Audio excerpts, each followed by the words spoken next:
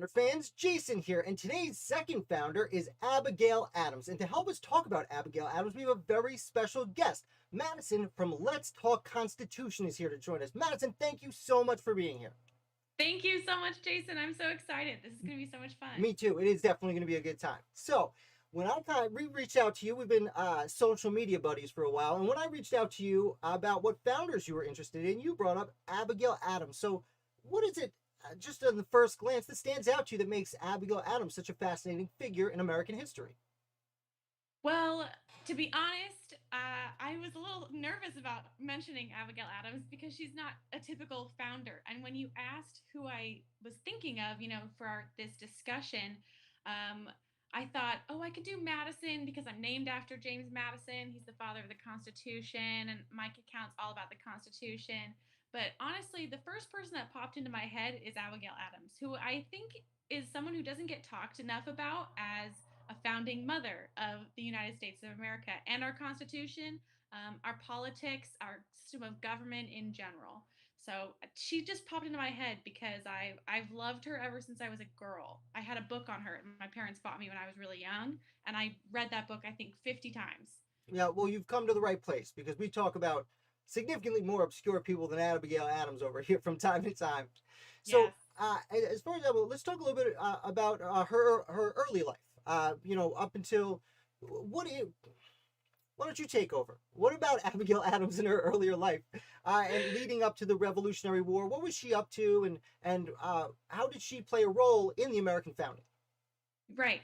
So Abigail Adams was born here in the United States in Massachusetts in about 1744, which is obviously way before the Revolution. She grew up in a very wealthy home, and her father was educated and gave her an education. She was intelligent, she was well spoken, she was very, you know, witty and enjoyed talking to people, reading books, getting to know people, reading literature of her age and in the time period she was in, although not necessarily of her social standing. But she took to it a little bit more so than I think other women of her age probably did. And so then years later down the road, she meets John Adams, and he's a lawyer, and she decides that they're going to get married. And there's a huge age gap between them both. They're like 9 or 10 years apart in age, which I've always thought was so interesting. Yeah, when you said the date of her birth, I guess I never registered it until you just said it. Yeah, very daunting. I think Right. for me at least, I don't think I could go that far in distance. But I don't know what she saw in him, but she saw something that she obviously liked, and they carried on writing letters to each other. And that is something that is a staple of their relationship from the very, very beginning in their courtship, because he wasn't around all of the time. So they had letters back and forth. And then Right. they get married, and then those letters continue into their married life because obviously he's away for much of that time due to political obligations with the country and becoming president, and he was an ambassador, so all of that stuff comes in down the road. Right. Yeah, no, it's funny you say that, her correspondence, because just reflecting on what you said, I'm under the impression that part of the appeal of Abigail Adams to John Adams was her intelligence and her research. I mean, she had to be educated. She literally educated a president as one of her children at a Yeah. time where most of that education was done in the home, though. I guess to be fair to John Quincy, he did go to Europe for a little while. If we're being fair. Yeah, yeah, just to Although be how much honest, of he an went to the nation Netherlands, is no big Europe, deal. I don't know. And also, I want to note, you mentioned her correspondence with John Adams. Which it's behind me, and if I pull it out, the whole thing will fall down. But the Adams Jefferson letters was for me a very early inspiration in learning about the American Revolution, and it's not just people think they hear that and it's John Adams and Thomas Jefferson. No, the Adams Jefferson letters is John, Abigail, and Thomas Jefferson, and it is just probably the best way to learn about the American Revolution through their eyes, and that includes hers. Yeah, no, I totally agree. And I think it's interesting because I think a good parallel to draw between that trio would also be the relationship between Justice Ginsburg and Justice Scalia of modern times, these two justices who were completely opposite sides of a political spectrum and a judicial ideology, Right. who got along so well and were such good friends. And they have that relationship that people have remarked on. And I think it's similar to how maybe Adams and Jefferson were. They were at odds a lot of the during their political career, and Right. they fought bitterly, but they, I think, remained friends somewhat. And then at the end, of course, they were once again Yep. friends. And I think it speaks a lot to Abigail Adams that she could hold her own among these two intellectual giants of the day. I mean, Thomas Jefferson wrote the Declaration of Independence, like Right. how many Exactly. of us dream about talking to Thomas Jefferson, and she corresponded with him, Right. which was something, that wouldn't be expected of a wife and a mother, that she had the time. Frankly, I don't know how she did it. Right. And not even just the time, but like the forethought. Like you said, John Adams and Thomas Jefferson, they come back at the end of their life, and that's in large part to Abigail, reigniting their correspondence. Yeah, and you see that a lot during John Adams' presidency as well. So when he was president, they had moved into the White House, and unlike Martha Washington, who was more about entertaining or hosting, more of that kind of hostess role that women typically took on, Abigail Adams did some of that, but a lot of it was politically motivated. She had a lot of political conversations and invited political party members into the home and discussed with them their ideas. In fact, there's a great quote that I have somewhere in my notes that says someone wrote a letter about her, and it's Judge Albert Gallatin, a Republican opponent of her husband, who called her sly, artful, and insidious, and objected that she, the wife of a president and a woman, would be so involved in political discussions. So he wrote this. He said, "She is Mrs. President, not of the United States, but of a faction. It is not right." Many people, That's and I think fast. that reflects the ideas of many people at the Yeah, time. no, that's fascinating. We've actually been talking about Gallatin a lot here recently. He would end up being Secretary of Treasury for Thomas Jefferson for all the way through into the Madison administration. So he's a fascinating character because Hamilton made his famous Treasury plan when they started the government, and Gallatin's really the only person on the other side who actually understood the economics of it, which I Mm-hmm. barely understand. I mean, these are geniuses we're talking about here. But I it's know. really fascinating you brought him up, looking at Abigail like that, because he ends up being a not well known today, but a significant member of the opposite party, as you said, or faction. Mm-hmm. Yeah, that's crazy. Very interesting. So Abigail does deal with a little bit of tragedy in her life, if I'm not mistaken. Um, Yeah. And who didn't at that time, right, honestly? Like, they, in the middle of the American Revolution, they had a smallpox epidemic, right, and there was death and destruction, not just from war, but from nature. right. And I don't know how people managed to survive or live through that. Families were destroyed, not just because their sons and husbands went off to war and never came back, but because their mothers and children died as well.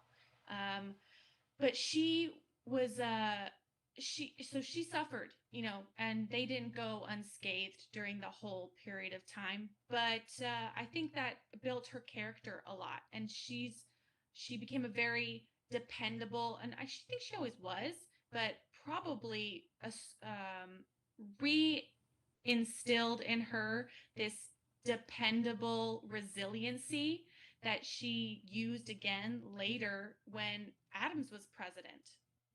Yeah, for sure. That's amazing. Cool. I just want to point out as we're chatting, hi Chow and hi Misfit. One of our regulars, Misfit, is very excited that one of her Instagram friends is chatting on Founder of the Day right now. So big Oh, shout is out to that me? Misfit. Yeah, yeah, she's all about it. Yay! Yeah, yeah, we made it. So anyway, uh, is there anything else you want to add about Abigail Adams before we talk about the Constitution? I just, there's so much to say about her that I just absolutely adore. I think a couple quick points that I don't think people necessarily remember or know about her widely is that while her husband was off doing whatever he was doing at the Constitutional Convention, building a government, setting it up, not only was she writing him letters all the time, introducing her thoughts and ideas, and he bouncing letters off of her, with his thoughts and ideas, but she was keeping this household together. She was running the farm, she was managing the expenses, she was cleaning, she was raising the children, educating them. First of all, you have to take into account how many hours in a day there is and how much you could possibly do in a day. She did all of it, which is just so incredibly impressive and inspirational for me. But also, I think, speaking as a woman, I really admire the way that she's able to strike this balance between home life and a political atmosphere, or almost something like a work And life, work life, right? yeah, Yeah. absolutely. And I think, speaking as a conservative woman, my ultimate goal is to be a wife and mother. That's something that I would want for myself. And her role in doing that, she raised a future president and managed to influence behind the scenes a man who became president and Right. who helped form this country. And I think it speaks a lot to the power of women in general, that you don't need to be the CEO, you don't need to be the president, you don't need to be the political candidate. Sometimes what's needed is, for lack of a less cheesy or nerdy reference, a Horace Slughorn, behind the scenes, connecting all the dots and putting Yeah. all the people together. That's kind of how she was in my head a little Yeah, bit. well, it's interesting that you would kind of reference her as I forget exactly how it was phrased, but doing work of their lives. I don't know a lot about the topic, but I have read through letters that indicate that she was kind of a businesswoman while he was away. She invested in, and again, I'm not really well read on the subject, but she invested in several different businesses in town and helped make not stock market money, but passive income, so to speak. Mm-hmm. Again, not something I'm very well versed on, but I've definitely come across people arguing that she was more of a businesswoman than she gets credit for. Yeah, and I just like the gall she must have had at that time period to do well, everything she did. well, it was a revolutionary. Like we talk about the Revolutionary War, but there were many different social revolutions happening at exactly the same time. Obviously, women didn't get exactly the revolution that would come later on, but there were many ideas changing about everyday things. I mean, I even was talking yesterday. This is kind of unrelated, but Puritan New England was not happy that the Quebec Act let British Canada be Catholic. And Mhm. then by the end of the war, we have the First Amendment, which says, no, you can celebrate whatever religion you want. And, that I feel like that also speaks to women being able to do a little bit more than they used to be able to. And, you know, there was, the whole country was revolutionized, so to speak. Yes, and I think that's an example of how freedom comes in degrees, right? You, I read this really interesting book, and this is slightly off topic, but I read this really interesting book called The Girl by Seven Names, I believe, something along those lines. It's about a girl who escapes from North Korea and ends up traveling through China and going to South Korea because they take in everyone who can get there and repatriatize them. And she talks about how the journey there was so difficult because she was given so much freedom from having none, right? Like in North Korea they have no freedom. Their lives are set for them, and they have very little choice in the matter. In South Korea, she could decide where to live, how to work, what to do every day. All of these choices were open to her, that it was terrifying and exhausting and really, really difficult to adjust to. And I don't know how to tie that back into Abigail Adams Well, necessarily, I but could it's tie it back interesting into to. the American Revolution because that was essentially the argument for gradual emancipation when it came to slavery.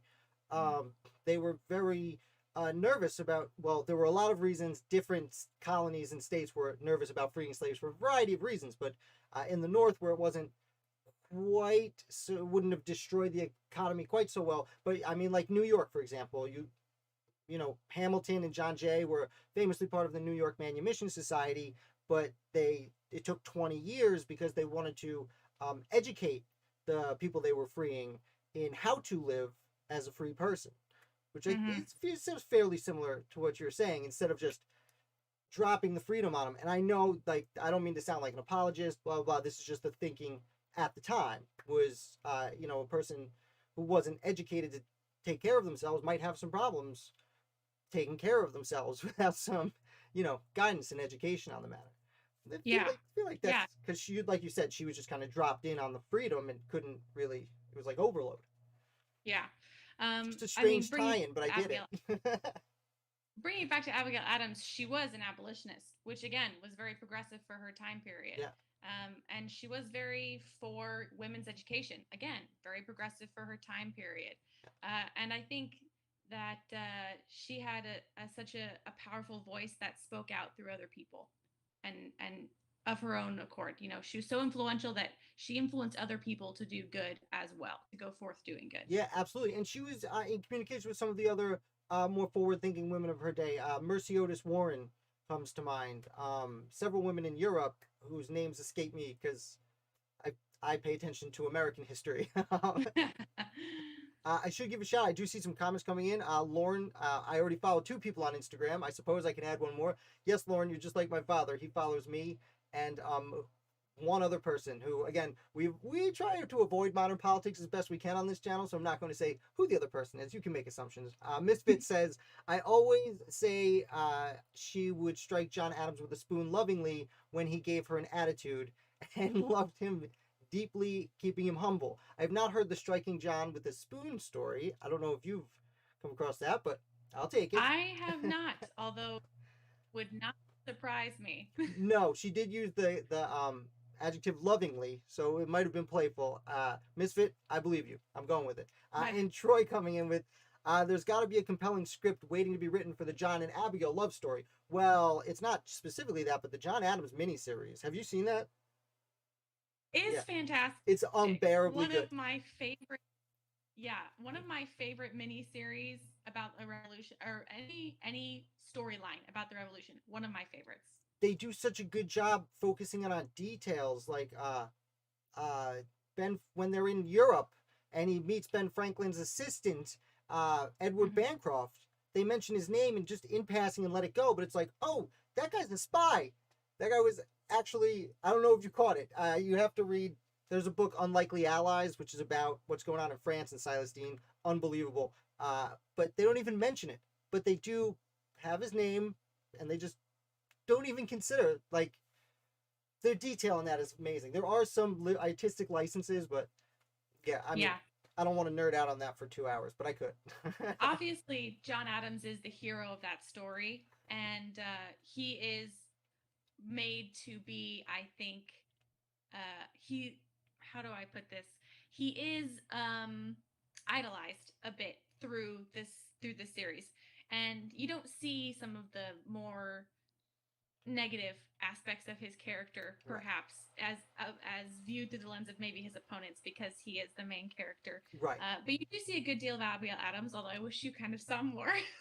The one complaint I've always had about Abigail is that they make her a little weepy at times, when it's like, I'm sure she was sad not seeing her husband for like 9 years, but like they focus on that a little bit more than like the remembering the ladies.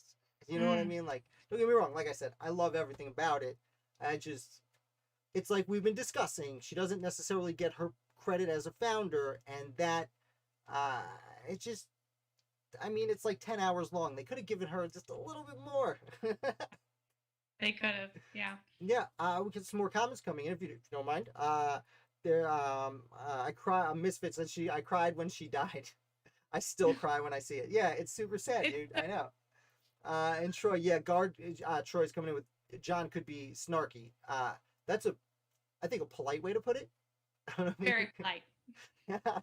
He could be very, very political or diplomatic. Very diplomatic of you. Yes. Well done, Troy. Well done. Cool. So before we go, you host the Instagram page and a YouTube channel called Let's Talk the Constitution. Can you tell us a little bit about what inspired you to start that, and what your introduce our audience to it? Sure. So I do run an Instagram page called Let's Talk the Constitution. That's the handle at Let's Talk the Constitution, just one word, no caps, and an associated YouTube page where I post all of the videos that I produce on there, but they're also on Instagram. So, you have two platforms to whichever one you prefer. I started last summer, I think, and it's been growing pretty steadily, which is fairly flattering. I don't know that it's necessarily anything I've done so much as I think I started creating content at a time where people really were craving and yearning for more information about politics and government. It was at a time in a little bit political tumult, so people didn't really know where to turn for accurate resources. I didn't necessarily set out to become that because I don't try and talk about modern politics so much or debate on those issues. I try and always revert back to basic constitutional principles. So, what the Constitution says and how that is interpreted right as of now, and how it has been interpreted throughout the years. And that's what the videos are about. So, right now in a video series, we are reading the Constitution together, section by section, article by article, and I do some research and discuss like what that means and how to interpret it and how it's applied so that everybody has a better understanding of this foundational document of our country, which is so nuanced and so complicated and yet so simple. It's very interesting. It's a fun thing to do. I really enjoy it. So if you're interested in learning more about the Constitution, constitutional principles, then definitely go to my Instagram page at Let's Talk the Constitution. Give me a follow. I would love to see you around, have you there. And you're totally welcome. Yeah. Hey guys, links in the description below, so it's super easy for you. Go down and grab it. Let's see if we get 5 more followers, 10 more followers tonight. How does that sound? Let's try it. We'll try it.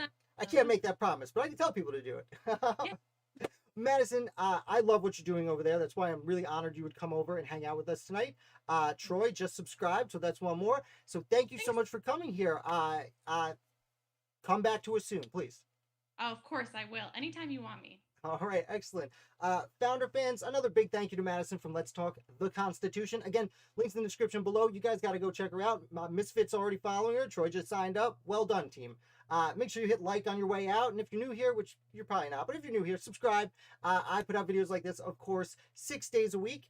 And I will be back tomorrow. It's Friday where we're playing trivia. So make sure you're there because we named over 200 founders last week. And we're going to hit 240 this week. I can feel it. I'll see you guys tomorrow. And I'll see you then.